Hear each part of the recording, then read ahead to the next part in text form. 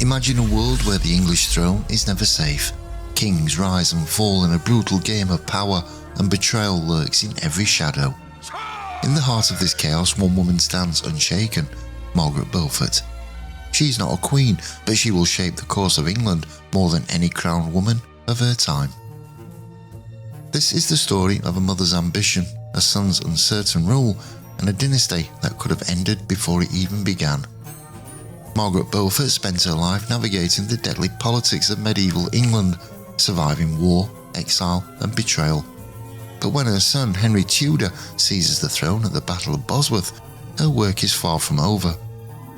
Over the next 24 years, Margaret will cement the Tudor grip on England. She will outmaneuver powerful enemies, orchestrate political marriages, and crush anyone who dares to challenge her son's rule. She will hold more power than the Queen and leave a legacy shaping England for over a century. But was she a devoted mother protecting her son's throne, or a ruthless manipulator pulling the strings from behind the scenes? In this video, we uncover the true story of Margaret Beaufort, the woman who built an empire.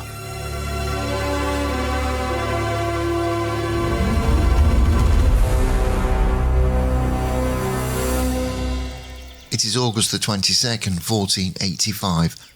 The battlefield of Bosworth is a scene of devastation, littered with the bodies of men who fought and died for a cause now lost. Among them lies King Richard III, cut down in his final desperate charge.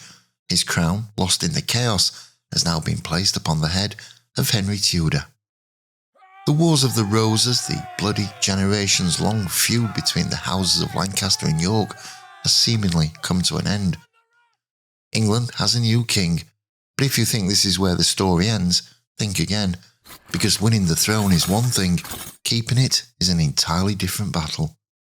Behind Henry's rise to power, behind every decision, every alliance, every calculated move, stands one woman, his mother, Margaret Beaufort. For decades she has played a dangerous game, weaving her way through the deadly politics of medieval England, surviving multiple kings, rebellions, betrayals, and personal tragedies. She has outsmarted her enemies with a mix of faith, intelligence, and when necessary, ruthless efficiency. But now at last her son is king, and she is the mother of the monarch, the most powerful woman in England. However, power in Tudor England is dangerous, and Margaret knows that threats still lurk in every corner of the kingdom.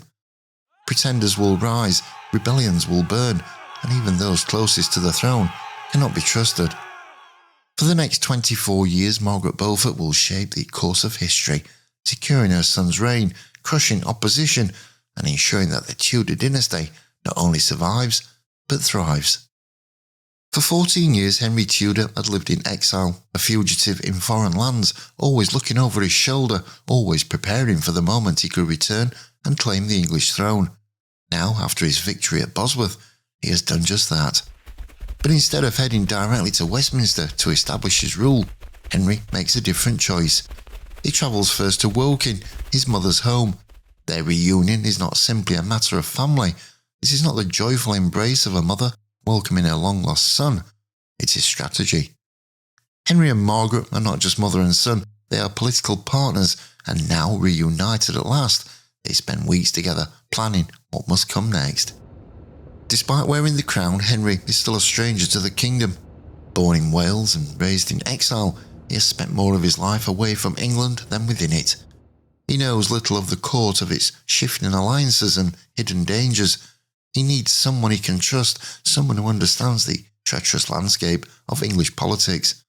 And no one understands it better than Margaret Beaufort. She has outlived 4 kings, has been forced to navigate the ever-changing tides of power. She has seen friends become enemies and enemies rise to the throne. She knows how fragile Henry's position truly is, and his victory in battle does not mean his rule is secure. Henry has learned a crucial lesson in exile. Loyalty is rare, but in his mother he finds the one person whose loyalty is absolute, and she will do whatever it takes to protect him, and for that, Henry rewards her handsomely. In medieval England, women, especially married women, were expected to submit to their husbands. They did not hold power in their own right. Men controlled their wealth, lands, and decisions. But Margaret refused to accept this. Henry does something extraordinary. He declares his mother a femme sole, a legal status that allows her to act independently of her husband. So this means that Margaret answers to no man, despite being married to Lord Stanley. She now controls her vast wealth, governs her estates, and makes her own decisions. This kind of freedom is unheard of for a woman of her time, let alone a woman still married. Margaret is not just a noblewoman, she is now one of the most influential individuals in England. She surrounds herself with scholars, religious leaders, and political allies, establishing her court of influence. She is granted an annual income of £1,000, a staggering fortune in the 15th century. But Margaret is not just a woman of faith and education, she's also deeply ambitious. She does not hesitate to bend the rules in her favour, even seizing lands legally willed to a hospital to enrich herself further. Her obsession with financial security and control mirrors that of her son, Henry VII, who would later become infamous for his frugality and monetary policies. But wealth and influence are not enough. If the Tudors are to survive, the throne must be secured, and that means eliminating rivals. Henry's claim to the throne is weak, and he knows it. His bloodline traces back to John of Gaunt, Duke of Lancaster, but through an illegitimate branch. Though later legitimised, an Act of Parliament had explicitly barred his ancestors from inheriting the throne. Margaret herself has a stronger hereditary claim than Henry does. Henry knows that just as he has taken the throne by force, someone else could do the same to him.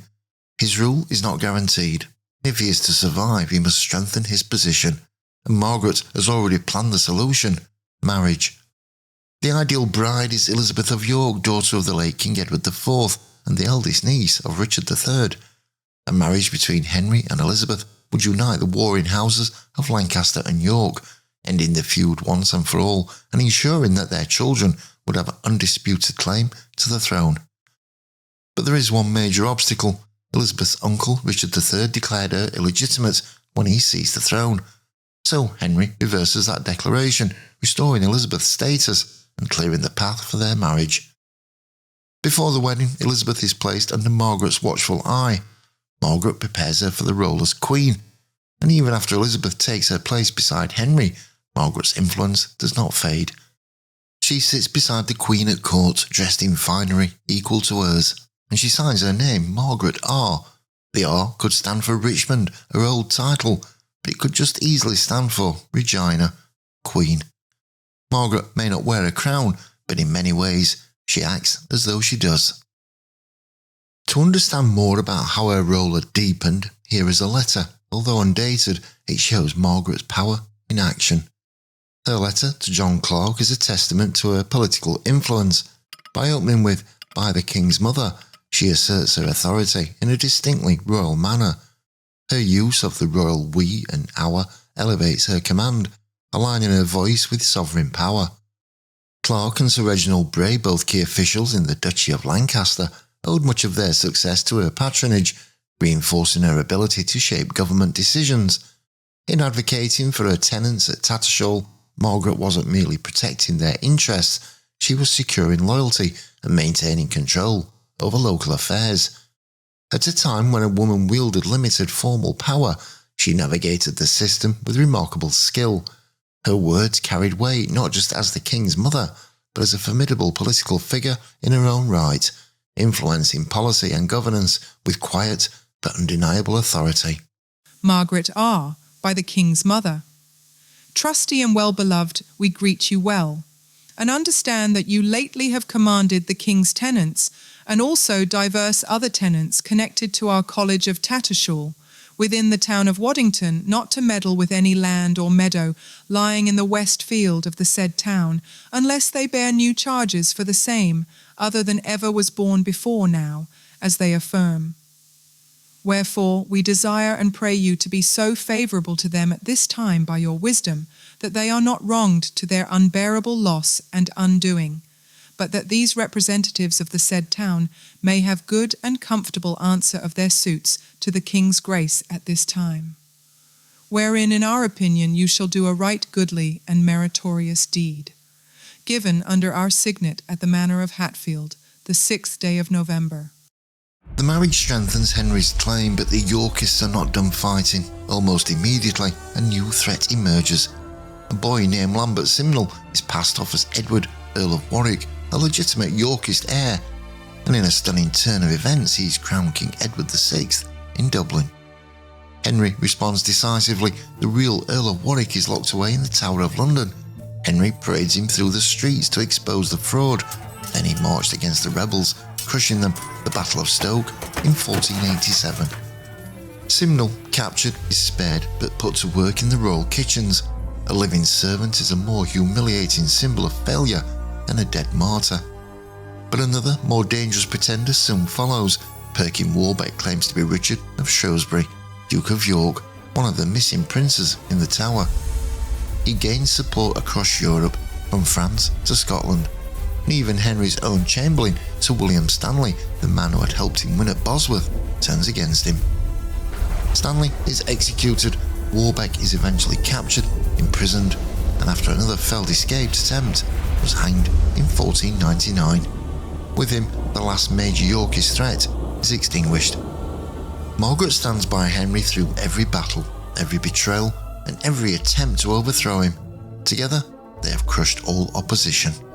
In April 1509, Henry VII died. Margaret outlived him by just 2 months. Before she passes, she ensures that her grandson, Henry VIII, takes the throne without resistance.